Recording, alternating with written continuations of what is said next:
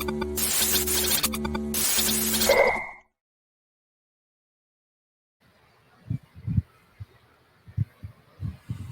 good afternoon, everybody, and welcome to the Woody Hayes Athletic Center in Columbus.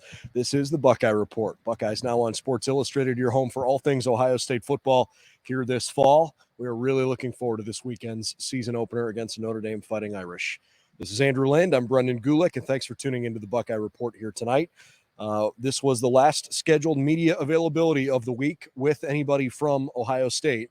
Now, we should hear from Ryan Day during his radio show and potentially be able to ask a question or two afterward tomorrow, but not entirely sure how that is going to work after the radio show is over. And if they do it, it'll only be a quick hitter press conference, so we may not get too much from Coach Day tomorrow. But we did talk to, I believe, 5 players today. I think we had a 6-1 schedule, and Tyler was not able to join us. So it was Tommy Eichenberg was available, Luke Whippler, Mayan Williams, who am I missing? Travion Henderson and Jaxon Smith-Njigba. There we go. We did figure it out.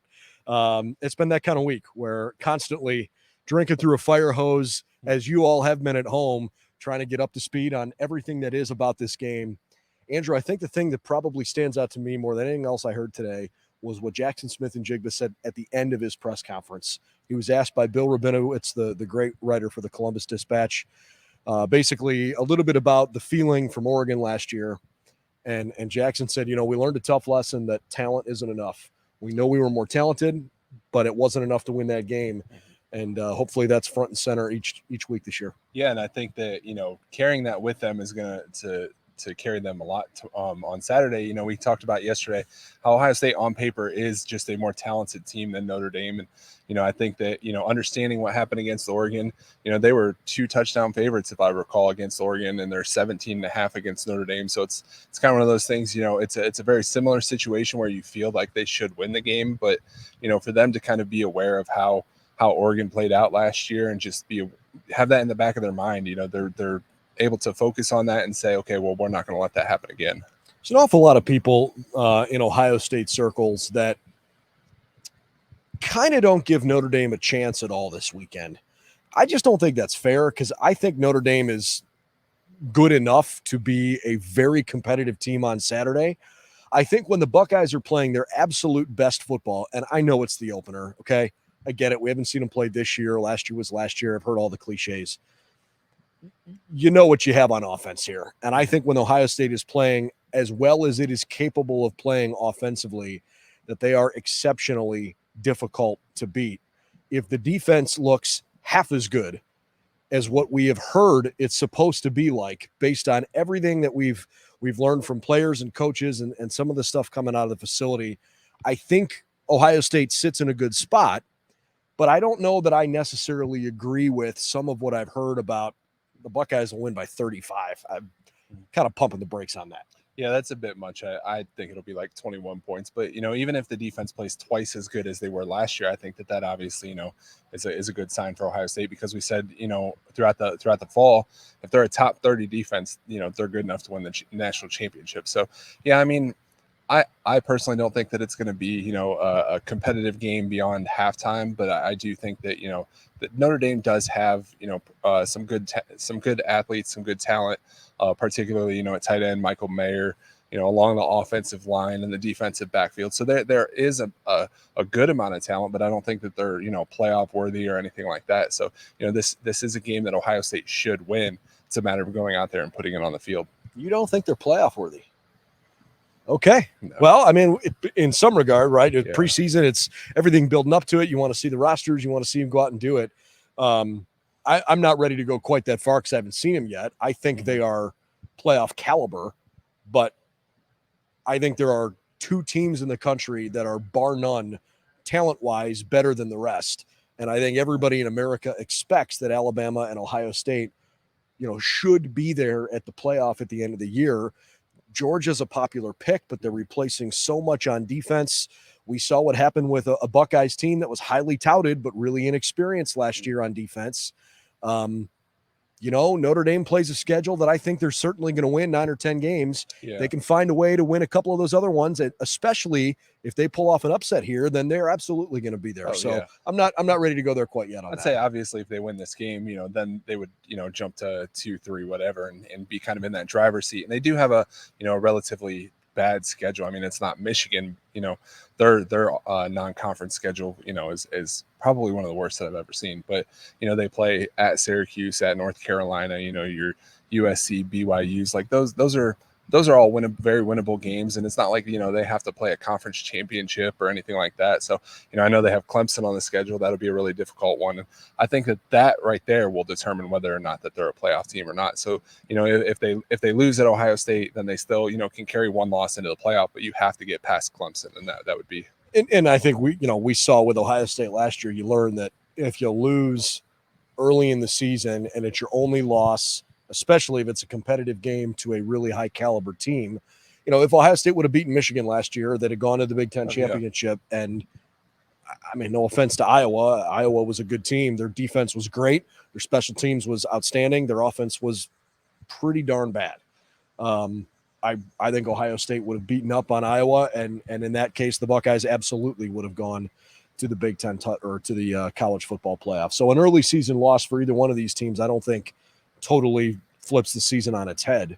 I do think along those lines, though, I think that, an early loss for Ohio State could be devastating from a standpoint of, they have these high expectations and those kind of things. Like, you lose that game, then all of a sudden you have Wisconsin come in here, you have Iowa come in here, you have to go to Michigan State. So then it's like, those games that were already going to be somewhat tough, but maybe not like season ending tough, then become, you have that much more pressure on you at that point to say, okay, we have to win every single one of these because there's no margin for error at that point. So, you obviously want to get off on a good foot and win this game, win it handily, maybe jump to number one and just kind of carry it from there. Don't misinterpret me. I do think Ohio State's going to win. I think they're going to look really good on Saturday. I'm just struggling a little bit with the whole 17.5-point spread. Is it possible the Buckeyes could win by 3 touchdowns, 4 touchdowns? Yeah, I think it's possible. I just don't know if I feel really good about saying it's going to happen. That just doesn't feel right to me yet. And if they do, look out. Right. If the defense looks like what we are hearing it's supposed to look like, this season has not just high expectations, but ones that certainly look like they can be fulfilled.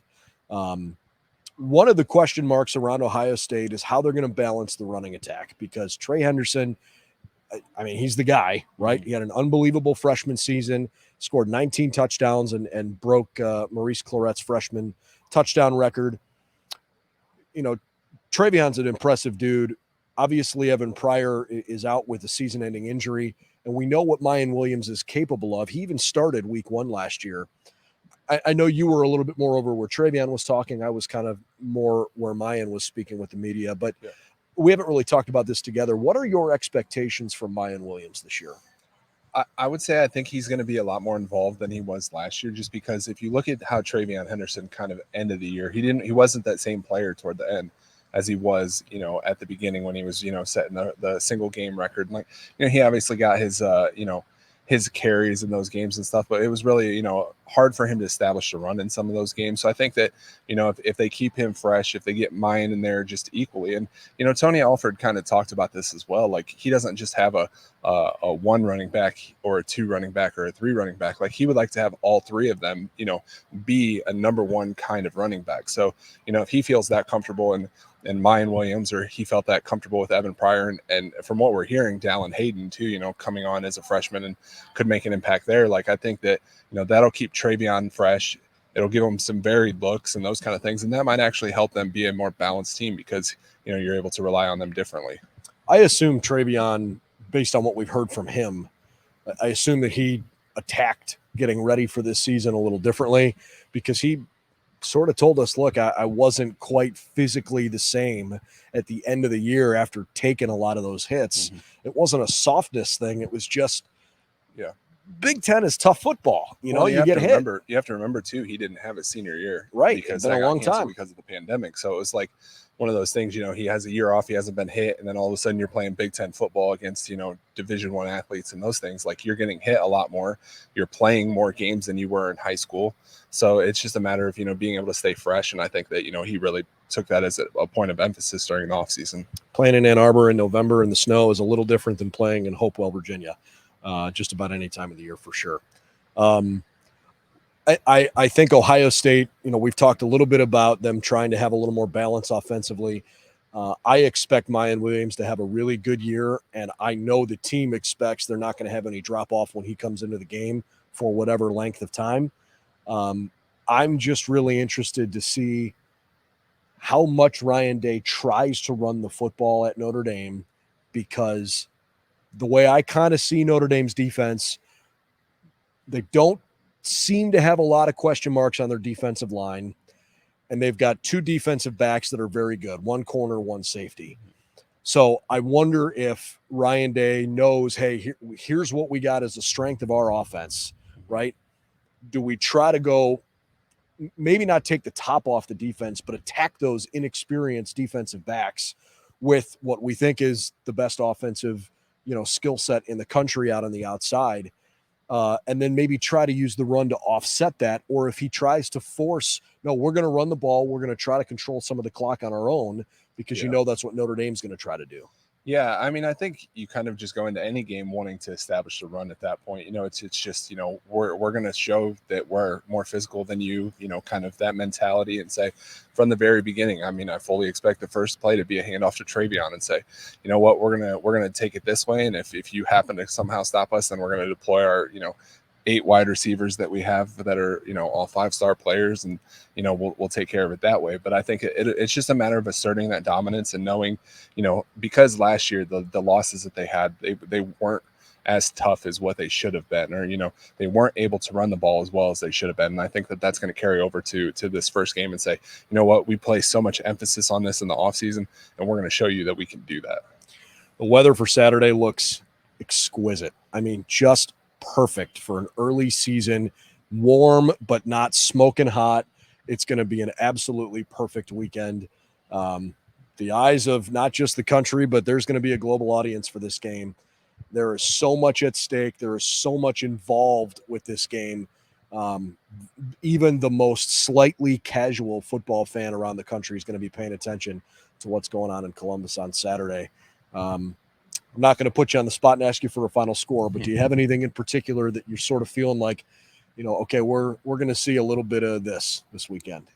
Yeah, I mean, I kind of was thinking, my final score, to be honest, was probably going to be around like 45 to 21, 24-ish, just because, I think that Ohio State will just be the more dominant team in this game. And I think that, like we talked about, just placing that point of emphasis on running the ball, and then, obviously getting the ball around and spreading it around to the wide receivers. And it's just, I don't think that Notre Dame is going to be able to keep up offensively. I talked about that yesterday as well. Just really, if they take Michael Mayer out of the game, I don't really think that, Notre Dame's going to be able to do much. So I think that it's just a matter of, Jim Knowles being able to, put his defense out there and say, okay, well, we're going to confuse this first time starting quarterback. We're going to, make it look like he's going to be able to get the ball to Michael Mayer, and then all of a sudden he not be able to. So yeah, I think that, this is kind of one of those games that, I don't think as highly of Notre Dame as what, maybe the pollsters do or anything like that. But I think that at the end of the day, it really is a chance for them to say, hey, here's a top 5 opponent. We're going to beat them handily and really show what we are. I will find it very interesting to see people who agree with you that, okay, maybe Notre Dame's not a top 5 team. How many of those people late in the year are saying, see, we beat Notre Dame when they were number 5, and that means we should be, higher in the poll later in the year? I wonder how that's going to play out. Yeah, I mean, I think that's one thing about just how long the season is that makes it kind of difficult, because, we've seen it before where Ohio State lost to Virginia Tech. Virginia Tech was, a top 25 team at the time, or like Oregon was a top 10 team, but by the time that the season was over, they were in the Pac-12 championship. Or did they even make the Pac-12 championship? I don't remember. Last year? Yeah. I think so, right? Wasn't it Oregon, Utah? That's what I thought. But even so, I don't even remember. Even toward the end of the year, they weren't anywhere. They were toward the bottom of the top 25, and it wasn't the same Oregon team because they had an injury to their starting running back. Like, there's so many different variables that happen that I think that you have to really look at it and say, this is what the team was in this specific game, and not necessarily like at the end of the year and say, okay, well, they're not that same top 5 team. Like, I think you have to look at it in the moment and separate those two things. It's going to be really fun to watch this team evolve because the expectations going into the season are always what they are, and then you kind of measure your progress based on those. And sometimes you try to flush certain things out of your memory bank, and sometimes you hang on to things way too long. It's the part of this time of year that everybody really enjoys because you have such high hopes, and they feel so tangible. If Ohio State doesn't win the national championship this year, let's say they don't even play for the national championship, as a fan base, that's crushing. We expect that they're going to be right there. You get to the game, you see what happens. You're going to obviously play against another team that's really good if you get there. But it's hard to get there. Yeah, I mean, personally, I don't know if it's necessarily national championship, like winning the national championship or bust, because obviously you have to get past Alabama. I think is probably the biggest threat, and Alabama's won 7 national titles in 11 years or something along those lines. So it's I think that it's a matter of getting there, because anything less than that is practically unacceptable, really, for just the amount of talent that they have, and then just kind of the emphasis that they placed on just so many different things, getting the defense better, being tougher, all those kind of things. Like, anything less than making it to that game is disappointing. But then it's like, you have to look at it and say, okay, all this stuff that they did in the offseason is about then winning that game. So I think it's two different things. It's about getting there in the first place, but then taking it beyond that. Can't wait to see the Buckeyes get on the field on Saturday. It all gets rolling Saturday night from the shoe. The 100th season of football at Ohio Stadium kicks off on national primetime television Saturday night here in Columbus. For Andrew Lind, I'm Brendan Gulick. Thanks for tuning in to the Buckeye Report. We promise we've got you covered with everything you'd like to know about this Ohio State-Notre Dame matchup over on BuckeyesNow.com. The Buckeye Breakdown podcast. We've had 3 episodes already this week. We'll have a couple more for you the next 2 days. We'll have plenty of content over on our social media channels, Buckeyes Now on SI. So we're glad to be your game day stop. Thanks for your support, and we'll see you again here from the Woody Hayes Athletic Center real soon.